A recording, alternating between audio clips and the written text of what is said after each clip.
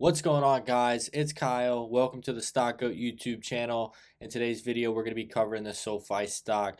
I hope everybody got a great sleep last night. I know we're getting very close to that SoFi earnings Monday morning, which I'll be live streaming the earnings breakdown. We'll listen to the call, go over all the information. It'll be very fun. So don't forget to subscribe to the channel. I want to try and get 1,000 to 2,000 live viewers. It's going to be absolutely insane. Don't forget to smash the like button if you enjoyed this video, and don't forget to drop a comment. I'm going to be coming back to as many people as I can. What do you think the earnings are going to look like Monday? Let's hear it. What do you think the EPS is going to be? Stuff like that. But guys, I just wanted to bring this video to you to give you more confidence going into earnings so you can get that good night rest come Sunday night. So check this out, guys.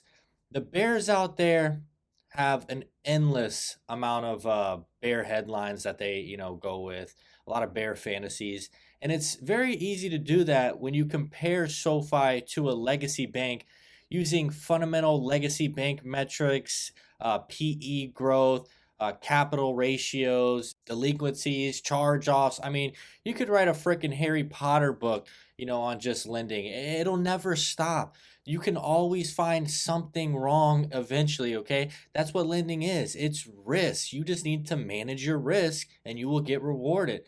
But guys, the Bears, they just don't stop with the bearish articles. And I'm just going to put one out because I want to cover this one because I'm starting to get some comments on my Twitter post. So I think we should cover this. And this is very important, guys. This is insider selling that we are going to cover for you today. We are going to debunk, we're going to go under the hood, and we are going to really see what these insiders inside of SoFi are truly doing. We're going to look at all the officers, guys. That's about a list of 9 people that we're going to be looking at to see exactly what they're doing. And hopefully this video gives you confidence going into earning. All right, if you enjoyed this video, be sure to smash the like button. Don't forget to drop a comment, subscribe. Let's get into it. All right, guys, so I put this tweet out on my Twitter. Be sure to follow me on Twitter if you're not there already. It's at Kyle White Goat. I basically said Anthony Noto sold none of his 7 million shares in Q4. Interesting, because I saw the post going around about the insider selling. He also added $146,000 to his 7 million shares in Q4. And then I said SoFi reports Q4 on Monday. Interesting. And you can see this post goes back about 2 months ago or a month ago. CEO Anthony Noto just bought 22,500 of SoFi stock, up to 7.2 million shares. This post got 18,000 views. And then if you just scroll down a little bit, you can see right here. This is what I'm talking about, guys. Look at senior executives. Like, this is going to show a different picture, like something's bad under the hood for SoFi, executives selling out. I said CFO bought same day with CEO in Q4. Why would I have to look at anyone behind the number 1 and number 2? And then this guy right here, this is just like a fake account. This is like a character on Billions, I believe. This isn't even a real person. You got it completely wrong. CEO and CFO have no choice. They can't sell. Guys, I'm not a market expert on, rules and laws for when they could sell and stuff like that. They have no choice. They can't sell. It's the other executives you have to look at. So you can see they're talking about the exact same thing. And they're just going back to this guy. I could see that they both follow him. This is the guy that's been coming out on SoFi bearish articles. Like I said, the 150 pages of lending that he could write for years and years. I mean, it could be perfect. He's going to write a 15-page article on lending after of the risks, delinquencies, interest rates, recession. It'll never stop, okay? He's saying basically SoFi is not like a legacy bank. Their metrics, how they do their accounting's fraud. It just doesn't stop. He's saying to go long like Dave, that's down 98, 99%. It's bouncing off a couple 100% off the bottom. I get it.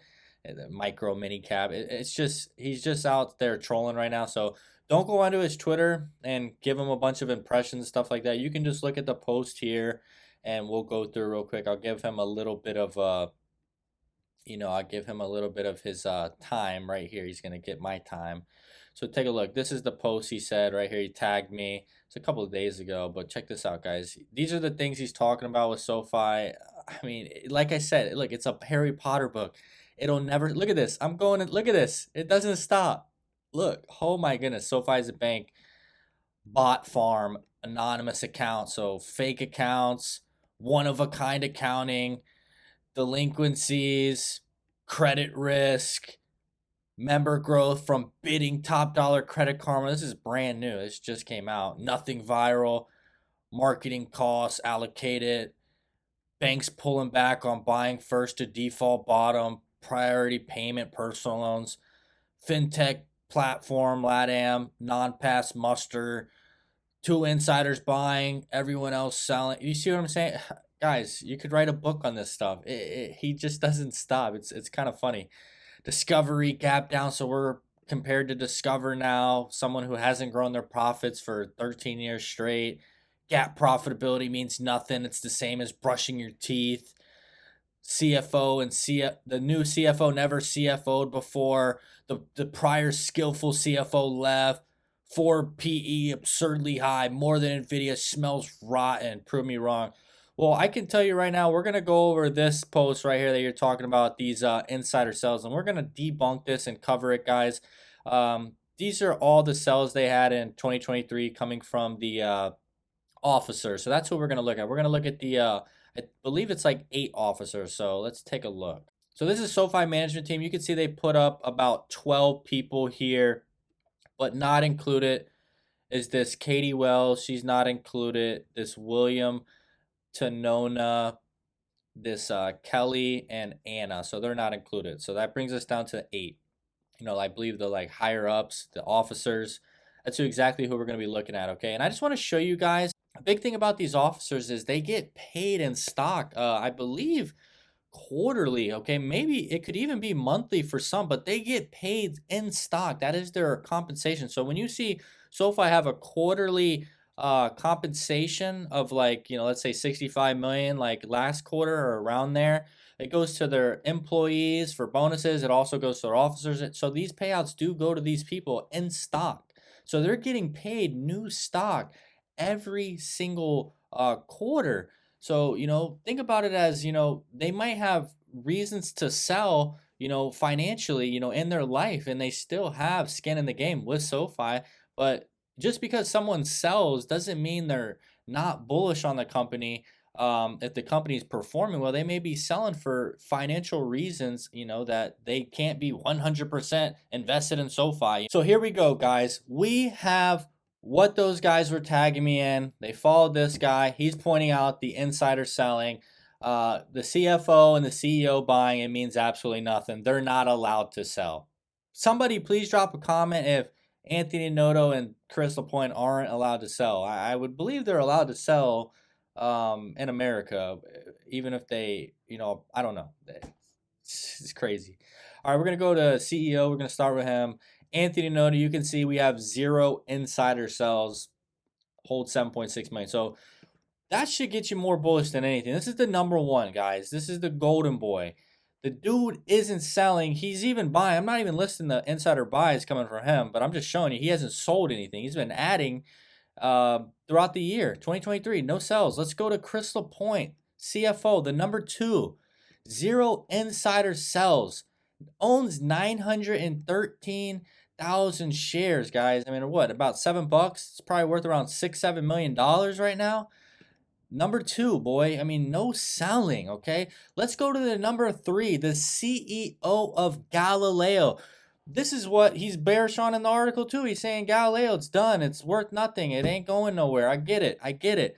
Let's see what that guy's doing that can see the numbers, see the growth, see where it's headed. Galileo, Derek J. White, 0 sells. He's been accumulating, not buying, but he's been getting his compensation in stock, and he's not selling it. 563,000 shares. That's a pretty good way to start off with the 8 officers, right? We already covered 3. This looks pretty damn bullish to me because these are the 3 highest ups there are. Let's move to, you know, the guy who's holding 1.5 million shares. This is Lavette Robert, okay? He's general counsel. This is the guy that got you the bank charter. He does all the regulation. This dude has more shares than Crystal Point and Derek J. White. He sold 200,000 shares. That's a tiny, tiny bit of his portion of 1.5 million shares, guys. He was part of the insider selling. As you can see, we had 11 insider sells. 1 sell came from him. what is that, like 10% of his overall holding. So we just covered half, half of the officers, 4 out of 8. These are extremely bullish. Even this guy selling is extremely bullish. He has more shares than the CFO and CEO of Galileo combined. Now let's move over to the CRO. This is Chief Risk Officer Aaron Webster. He's got one insider sell for 215,000 shares. Pretty big sell. Okay, that's probably about 35-40% of his position. He still owns. So he had about 700,000. Now he has 547,000. So this still looks pretty decent to me. Okay, this is our 5 out of 8. Okay, 4 extremely bullish positions on our officers and one slightly bullish, still holding 500,000 shares.